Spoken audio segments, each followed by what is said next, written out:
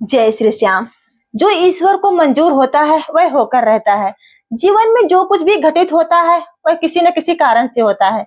यह बात कहाँ तक सही है, चलिए इसे एक कहानी के माध्यम से समझते हैं।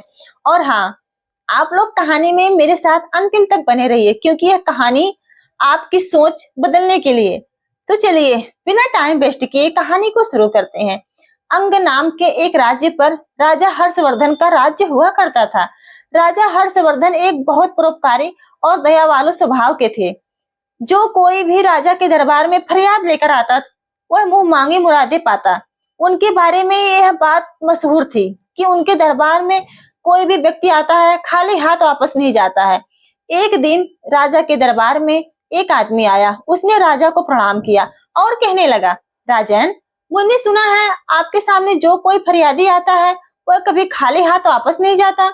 अगर ऐसा है तो क्या 3 दिन के लिए आप मुझे राज्य गद्दी सौंप सकते हैं?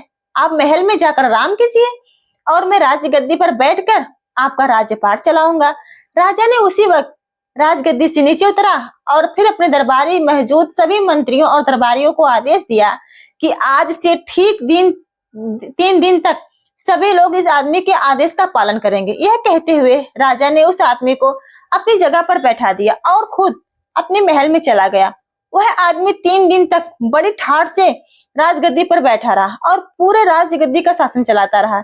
चौथे दिन जब राजा उसके पास आया और कहने लगा, भाई, अब तुम 3 दिन तक इस गद्दी पर बैठ चुके हो, अब राजगद्दी से उतर जाओ और अपना रास्ता लो। यह सुनकर वह आदमी कहने लगा, राजन, पहले तो मैं सिर्फ इस इरादे से आया था कि आपके दान वीरता की परीक्षा लूं।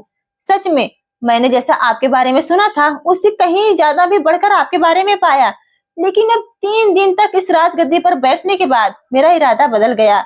इस राजगद्दी से उतरने का मेरा दिल नहीं चाहता है। आपको तो सारी दुनिया ईश्वर की अवतार कहती है। मैं आपसे प्रार्थना करता हूँ कि यह राजगद्दी और राजपाट ईश्वर के नाम पर मुझे दान में दे दीजिए। राजा ने जब उसकी बातें सुनी तो मुस्कुराते हुए कहते हैं, लो भाई, यह राजगद्दी और यह राजपाट आज से तुम्हारा हो गया। अब तुम इसे संभालो, मैं चलता हूँ। यह कहकर राजा अपने महल में वापस आए। उन्होंने रानी से सारी बात बताई। रानी भी महाराज की तरह बहुत ही नेक और स्वभाव की थी। उन्होंने शिकायत का एक शब्द भी अपनी जुबान पर नहीं आने दिए। राजा और रानी अपने दोनों बेटों को लेकर महल से बाहर निकल पड़े। जाने से पहले उन्होंने अपने राजसी वस्त्र त्याग दिए और साधारण वस्त्र पहन लिए।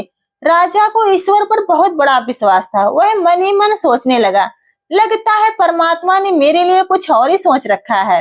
राजा ने अपनी पत्नी और दोनों बेटों को लेकर सफर पर रवाना हो गए। राजा ने सोचने लगा, कल तक मेरी सवारी के लिए सैकड़ों हाथी घोड़े मौजूद थे, आज पैदल चलना पड़ रहा। कल तक हजारों नौकर चाकर मेरे सामने खड़े रहते थे और आज कोई हालचाल भी पूछने वाला नहीं है। लेकिन राजा ने ऐसी हालत में भी शिकायत का एक शब्द भी अपनी जुबान पर नहीं लाए। पैदल सफर करते करते वह कभी 2 कोस, कभी 4 कोस, कभी खाना मिलता, कभी कुछ नहीं मिलता, कभी भूखे पेट रहना पड़ता, मगर इस पर भी वह परमात्मा से अपना भरोसा नहीं तोड़े और हमेशा परमात्मा का धन्यवाद किए और पूरा भरोसा रखे। कुछ दिन तक पैदल सफर करने के बाद वह एक नगर में पहुंचे और एक आवास गृह में जाकर ठहर गए।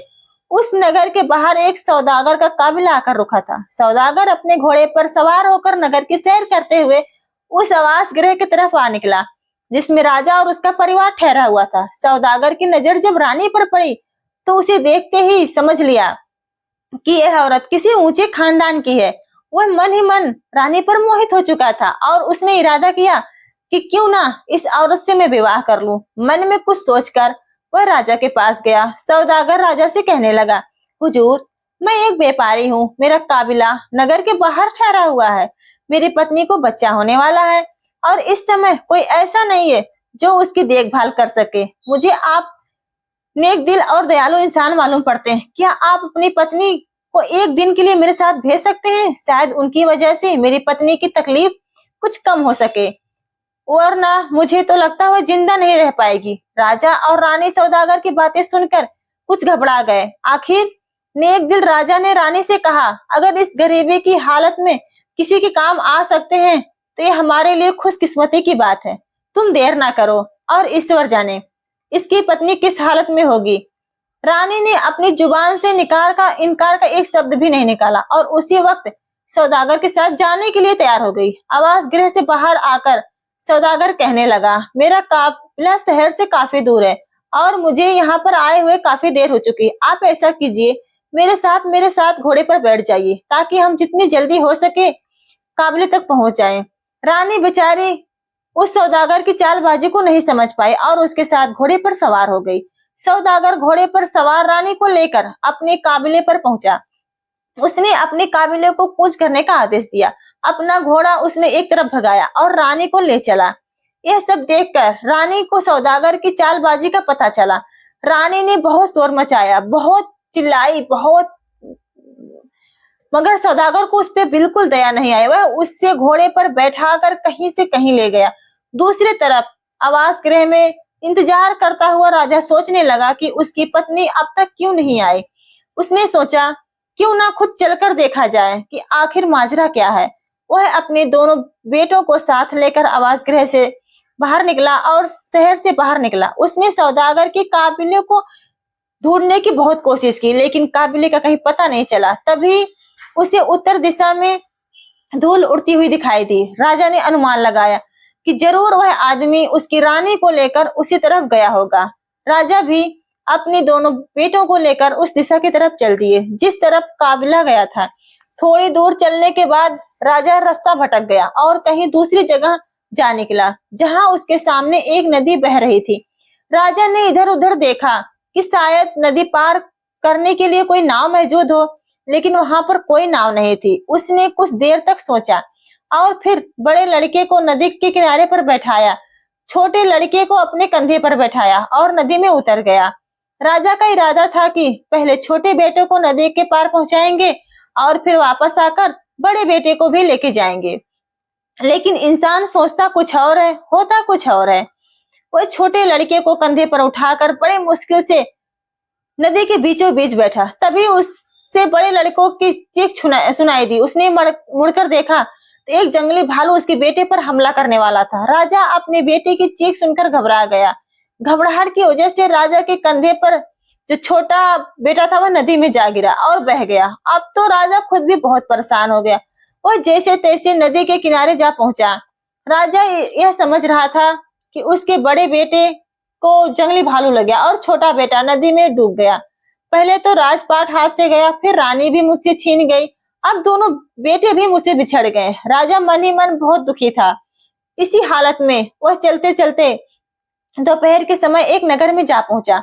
उसने देखा कि शहर के बीचों बीच एक खुले मैदान में लोगों की भीड़ जमा थी। भीड़ को देखकर राजा हैरान हो गया और सच्चाई मालूम करने के लिए उस तरफ बढ़ने लगा। उस नगर का एक बात था कि वहां के राजा के बाद जब वहां किसी की मौत होती थी, वहां के सभी दरबारी और मंत्री एक मैदान में इकट्ठा हो जाते थे। फिर एक बाज को उड़ाया जाता। यह बाज जिसके भी सर पर बैठ जाता उसी को राजा मान लिया जाता था और राजगद्दी भी सौंप दी जाती थी। और इसी कारण वहां पर लोगों की भीड़ जमा थी। बाज छोड़ा जा चुका था, मगर अभी तक वह किसी के सर पर नहीं बैठा था। किस्मत शायद उसी राजा का इंतजार कर रही थी। जैसे राजा वहां पर पहुंचे, बाज जाकर उसके सिर पर बैठ गया। बाज का उसके सिर पर बैठना था कि तुरंत सभी दरबारी हाथ जोड़कर उसके सामने आ खड़े हुए और उसे अपना राजा मान लिया। वे सभी उसे प्रार्थना करने लगे कि चलिए महाराज, अब आप ही इस देश के राजा हैं, चलकर अपनी गद्दी संभालिए। लेकिन राजा ने कहा, अरे भाई, मैं तो खुद राजपाट छोड़कर आया हूँ। अपना राजपाट छोड़कर मैंने यह फकीरी हासिल की है। अब मुझे किसी भी तरह की राजपाट की कोई इच्छा नहीं है। राजा का ऐसा कहना था कि दरबारी समझ गए कि हमें इससे अधिक कोई राजा और नहीं मिल सकता। वह और ज्यादा जिद करने लगे, आप ही हमारे राजा हैं। राजा के बार बार मना करने के बाद भी लोगों ने उसे अपना राजा बनाकर ही दम लिया। उसे राजा के कपड़े पहनाए गए, सर पर मुकुट रखा गया और महल में ले जाकर उसे राजगद्दी पर बैठाया गया। इसके बाद कई दिनों तक उस नगर में नए राजा चुने जाने के उत्सव मनाया गया। राजा ने मन ही मन इस राज्य को ईश्वर का पुरस्कार समझा और उस राज्य का राज्यपाट चलाने लगा, मगर दिल ही दिल में दुखी रहता था राजा। जब भी उसे अपनी पत्नी और बेटों की याद आती तो उसकी आंखें नम हो जाती। और अब जरा उस बेटों का ध्यान सुनिए। जिस लड़के को जंगली भालू उठा के ले गया था। उसी रास्ते में एक शिकारी की नजर पड़ी। उसने अपना तीर चलाया और सीधा निशाना भालू पर लगा। भालू वहीं पर ढेर हो गया और लड़के की जान बच गई। जो लड़का नदी में डूब गया था उसे एक मछुआरे ने बचा लिया। ये दोनों ही आदमी एक ही आदमी के थे और उन्होंने उन दोनों लड़कों को अपना औलाद समझकर पालन पोषण किया। ये दोनों आदमी भी उसी नगर के रहने वाले थे जहां इन लोगों के पिता राजा बन चुके थे। दोनों लड़के अपने अपने घर में बड़े हुए और वहां के राजा की सेना में भर्ती हो गए। भाग्य का खेल ऐसा हुआ कि उन दोनों को राजा का अंगरक्षक बना दिया गया। समय बीतने की वजह से दोनों लड़कों की शक्ल सूरत बिल्कुल बदल गई थी। ना तो राजा उन्हें पहचान पाता था और ना ये उन्हें पहचान पाते थे कि वो हमारे पापा हैं। राजगद्दी पे जो बैठा इंसान है वो हमारे पिता हैं। बल्कि वो दोनों को ये भी एहसास नहीं हुआ कि वे दोनों सगे भाई हैं। यह भी कुदरत का खेल ही था कि वे इकट्ठे होकर भी अलग अलग थे। अब ये दोनों लड़के अंगरक्षक के रूप में हमेशा राजा के साथ ही रहते थे। राजा जब उनसे बातें करता तो उनसे उसको बहुत ही अच्छा महसूस होता। उन दोनों लड़कों से बातें करके राजा के मन को बहुत ही सुकून मिलता। दरअसल ये हुआ कि वे धोखेबाज सौदागर जो रानी को उठाकर ले गया था इसी नगर में आ गया। इस दौरान सौदागर ने रात लाख कोशिश की कि रानी ने उससे शादी कर ली, पर वह नेक औरत किसी भी तरह से शादी करने के लिए राजी नहीं हुई।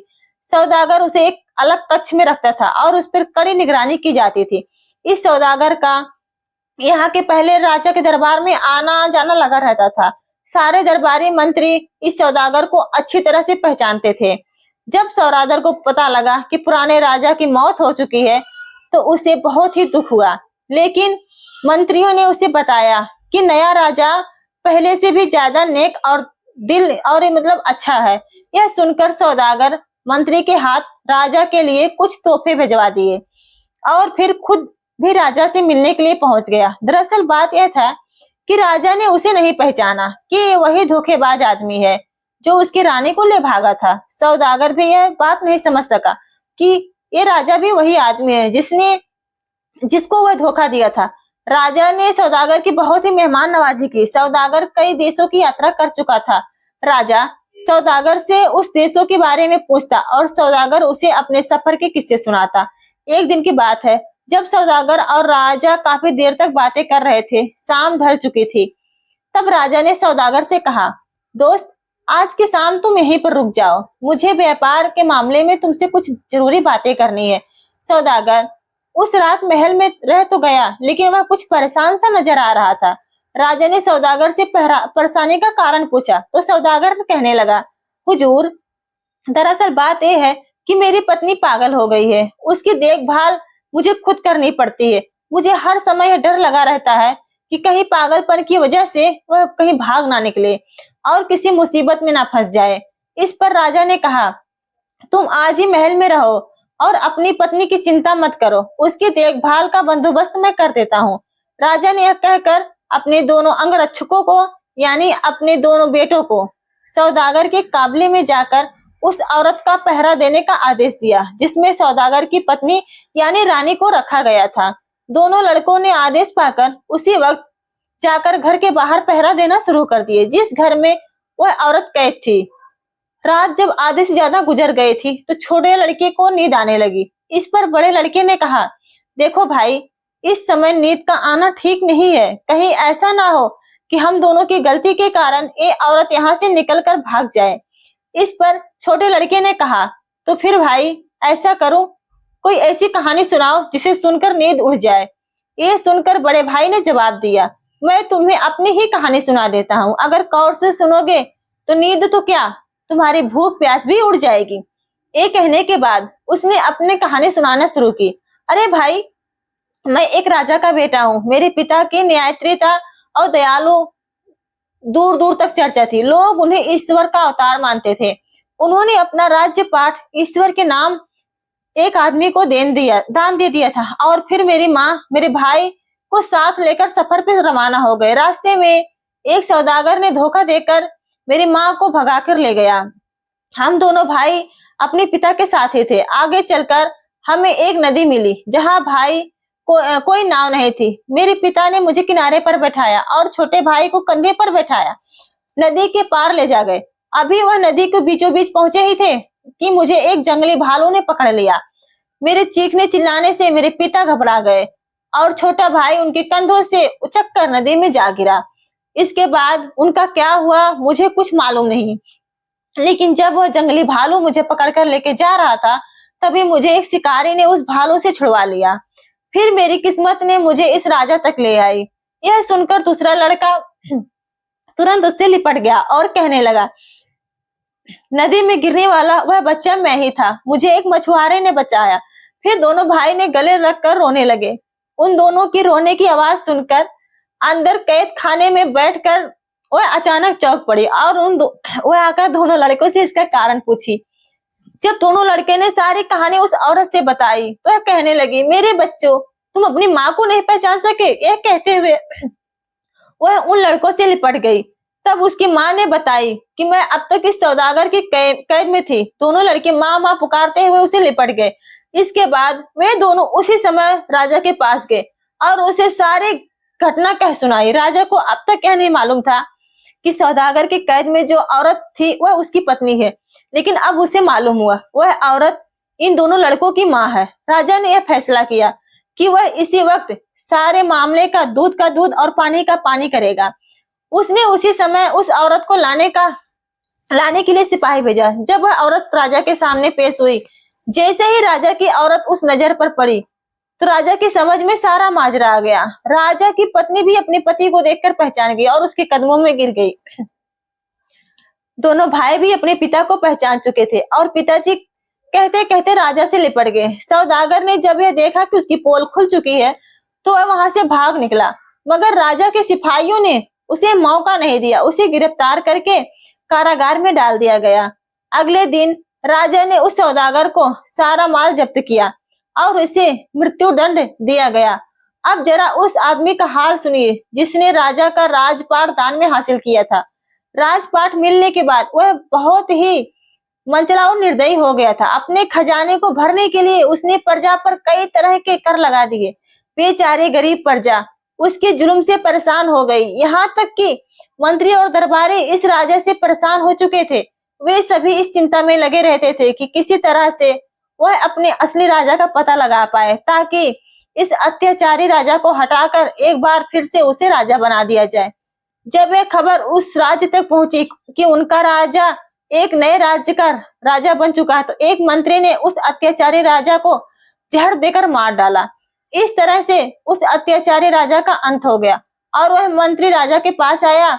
सभी दरबारियों की तरफ से उसने प्रार्थना की कि वह फिर से अपने पुराने राजा को अपने राज्य में लेके जाएगा और राजा के मन में भी अपने पुराने राज्य के लिए प्रेम जाग गया और वह मंत्री उसके साथ आया। इसके बाद वह अपने 6 महीने पुराने राज्य में रहता और फिर वह वर्ष के अगले 6 महीने वह अपने नए राज्य में रहता। इस तरह से वह दोनों राज्यों की भाग दौड़ में संभालता रहता। कुछ ही वर्षों के बाद जब राजा के दोनों पुत्र राजपाट संभालने के योग्य हुए तो राजा ने उन दोनों को एक एक राजा का राज्य बना दिया। इस प्रकार से राजा और उसका परिवार खुशी खुशी जीवन जीने लगे। प्रेमियों, कहते हैं ईश्वर को जो मंजूर होता है वह होकर ही रहता है। जब हम अपनी राहों में आने वाली मुश्किलों को समझते हैं तो हम जान पाते हैं कि हर बाधा हमें एक नई दिशा देती है।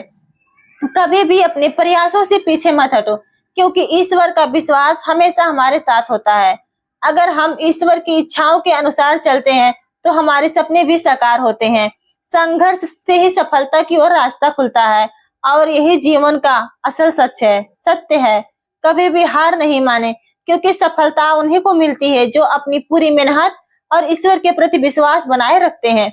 चाहे रास्ता कितना भी कठिन हो, अगर हमारी नीयत सही है, हमारे कर्म अच्छे हैं, तो हमारे ईश्वर हमें वह ताकत दिशा देंगे जिसकी हमें जरूरत है। प्रेमियों, अगर आपको यह कहानी पसंद आई हो तो हमें कमेंट करके जरूर बताना कि आपको सबसे अच्छी बात इसमें क्या लगी। और हाँ, हमारे चैनल को सब्सक्राइब भी कर लेना। और प्रेमियों, बीच में जो मैं थोड़ा नर्वस हो गई, क्या मैं कहानी सुना मतलब नर्वस हो गई, उसके लिए मैं सॉरी चाहूंगी। क्या है, थोड़ा मन भर गया, इसके लिए सॉरी चाहूंगी, मुझे माफ करना। अगर मेरी कहानी पसंद आई है तो अन्य प्रेमियों के साथ जरूर शेयर करना।